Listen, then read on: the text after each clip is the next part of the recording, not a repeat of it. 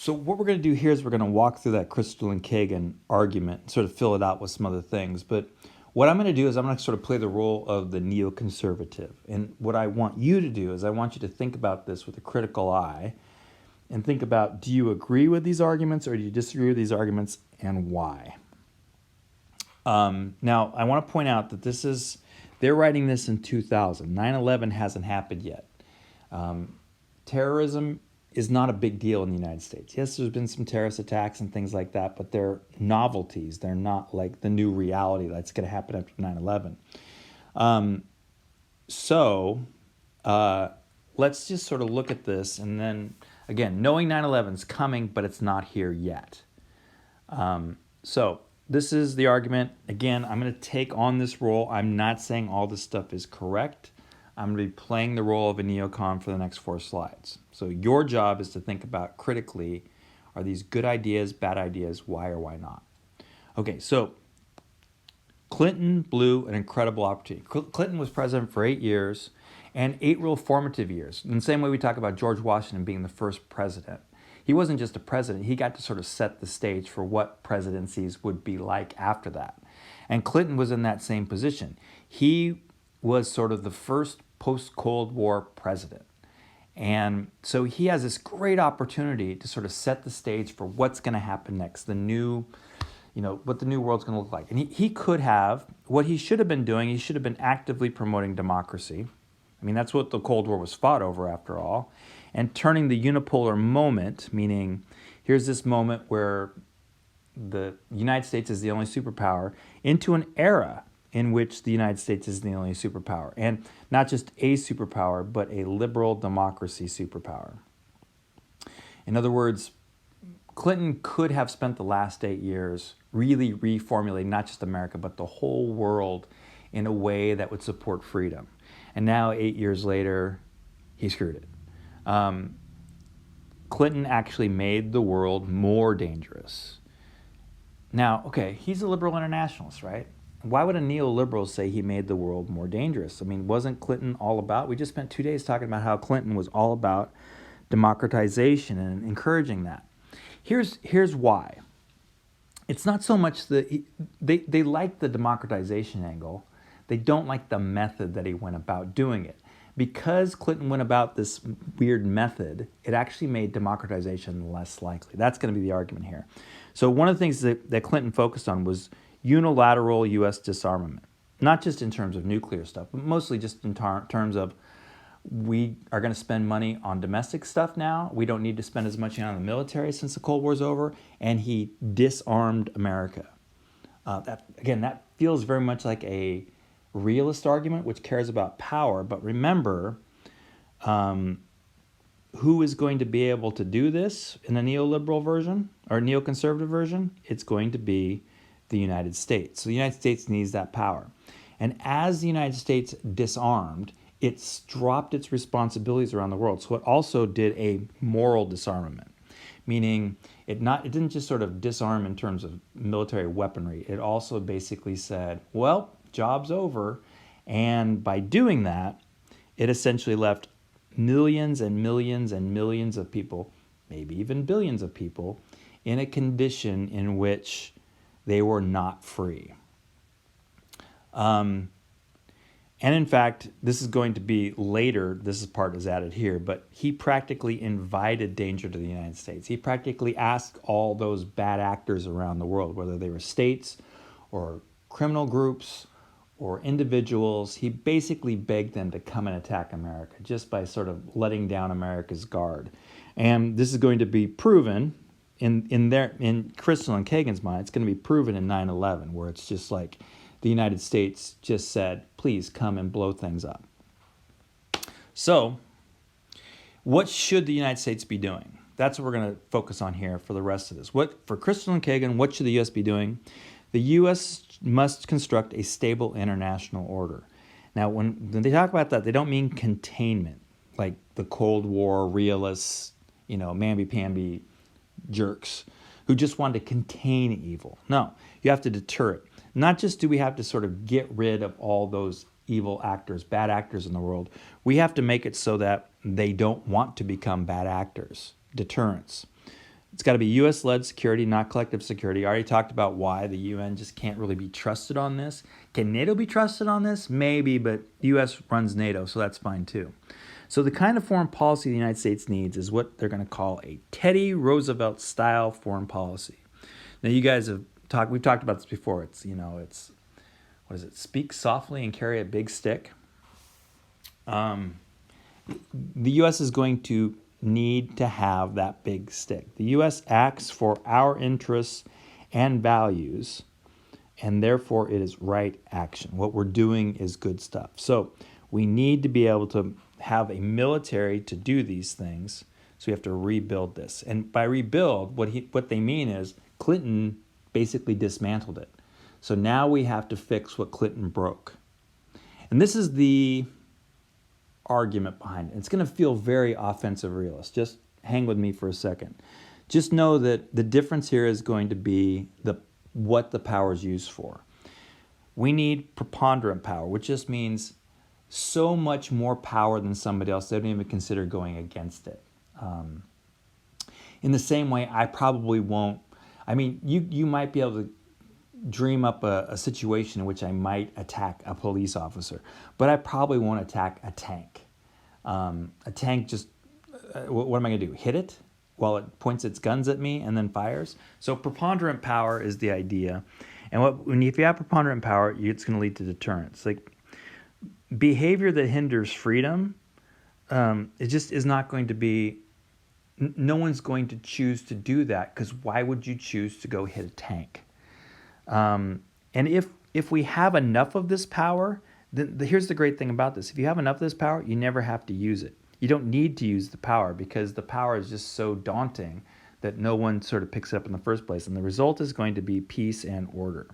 But this only works if A, the United States has that power, that preponderant power, and B, is using it to stop behavior that hinders freedom.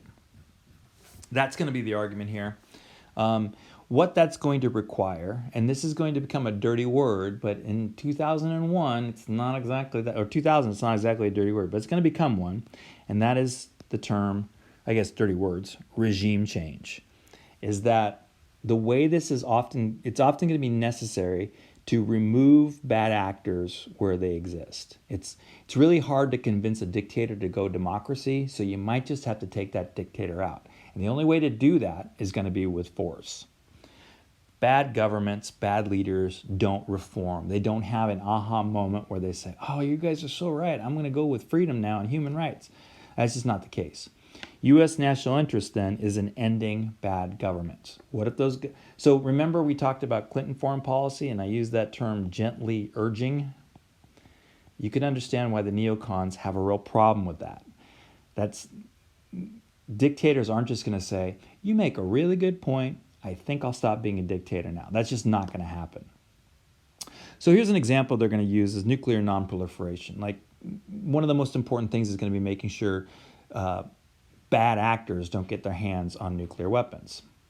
Weapons of mass destruction threaten U.S. power and therefore freedom. Again, this feels very realism because I keep saying power. But the reason is because that power is the way we're going to secure the freedom. So the freedom is actually more important than the power in this. Weapons of mass destruction threaten U.S. power and therefore threatens not just our freedom, but everybody's freedom. So this has to be stopped. I mean, we can't let other states get weapons of mass destruction. Theoretically, we could allow states that are good democratic actors to do that, but we don't know who those are other than just one. That's us. So we don't want anybody really to get them. So any state trying to get nuclear weapons, we have to stop that. Now, here's the great thing about this. If you're a neocon, will a democracy want to get nuclear weapons? Some will. But if they believe that they're safe with the United States, and the United States has got them, and they will if they're good government, then they're not going to want nuclear weapons. So good governments won't want nukes in the first place. So this actually becomes a very self-fulfilling prophecy on the one hand. Any government that tries to get nukes is by definition a bad government or a rogue state. Just by North Korea wanting nuclear weapons puts them in this category. So what this means is regime change equals nuclear nonproliferation. If you take a bad regime and you replace it with a good regime, then they're not going to want nukes. And so regime change may be necessary for nuclear nonproliferation, which again is going to be very important in this whole thing. So it's using power to protect power, blah, blah, blah. Continuing on with regime change, again, I'm channeling Crystal and Kagan and the neocons. We're not talking about policing here. We're not talking about being the world's policeman. That's not going to work. We're walking around and enforcing the law. That's not it at all. What we want is we want everybody around the world to get on board with this. So policing is I'm looking around and watching to see if anybody breaks the law, and then I'm going to arrest them or deter them in some way. But what the neocons want is not that police action. They want other states to get on board the freedom train. I know that sounds weird to say that, but that's the idea here. If we topple a couple of bad governments like Afghanistan, Iraq, then other states are going to say, oh, you're serious about this? Well, maybe we should get on board with this as well. So, in other words, is Iraq the most important one to knock down? Maybe not. But by taking out Saddam Hussein, we're sending a signal to every other dictator of the world that you're next. So you better be aware of this. We're also sending a message to all the people in those states that they should rise up and remove their dictators. So I don't have to actually do regime change on everybody. I just have to do it on a couple, and then everyone will be deterred. The allies will help us out because it's in their interest too. Europe's going to help us out. Our buddies will help us out do this. And here's a great thing. This is going to become part of the post 9/11 reality as well. What if they don't help us out? Well, then, are they really our allies? Maybe they're not. And if they're not our allies, are they really pro-democracy? Are they pro-freedom? Maybe they're one of the bads. And so you start to get this very sort of black and white world. You're either working with us or you're working against us. There's no real neutrality in this thing. And Bush is actually going to say that, after 9/11.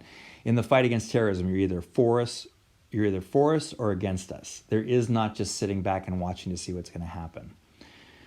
Now, here's what we're also going to find out. Remember we talked about with realism. Realism talks about, you don't, especially defensive realism, if you get too much power, they're going to resent. Here's the deal. The world's always going to resent us. The world's not going to look at the United States and say, you guys are so great. Love you guys. They're going to envy our power. They're not going to say, oh, they're going to wish that they had the kind of power, the resources, all that kind of stuff that we have. But what they won't do is they won't hate us. And the reason why they won't hate us is because we're the good guys. Now, what if they do hate us? Well, then they must not be the good guys. By definition, when they hate us, they're the bad guys. So they need to be gotten rid of anyways. The other thing is, I know it sounds weird when I say it that way, but that's kind of how we think. Why else won't they hate us? They won't hate us because of how we use our power. We're going to use our power. We're going to use our power for the good. Does that mean everything we're going to do is going to be perfect? No, but it's always going to be with the intent of good. And so, again, if they hate us for using our power for good, then are they good? No. So this is the great thing. If they do hate us, then they must be the bad guys. So those who like us are the good guys. Those who hate us are the bad guys. Again, it really divides this world into two things. And so we go from there. Now, did you buy that argument? I don't know if I try not to be too sarcastic. I tried to make it the argument like they would make the argument. But do you think that is a good thing to build foreign policy on? Do you think it's a useful thing that will lead to more U.S. national security, but also the other good things you want if you're a neocon, which is freedom, and the stuff that goes with that, making sure another Holocaust doesn't happen and things like that. So the next thing you're going to watch is we got one more thing we want to talk about. We want to talk about the explanation question, like why did the neocons end up dominating George W. Bush's term, or first term? How come they weren't as successful the second term? Where are they today? That sort of thing. And so you're going to watch a couple of things on this. Please note when you're watching that video, it's only from minute 22, 30 to 52. Don't watch the first 22 minutes of the video. Well, you can, but you don't need to. And there's just a few questions there I just want you to consider while you're watching it.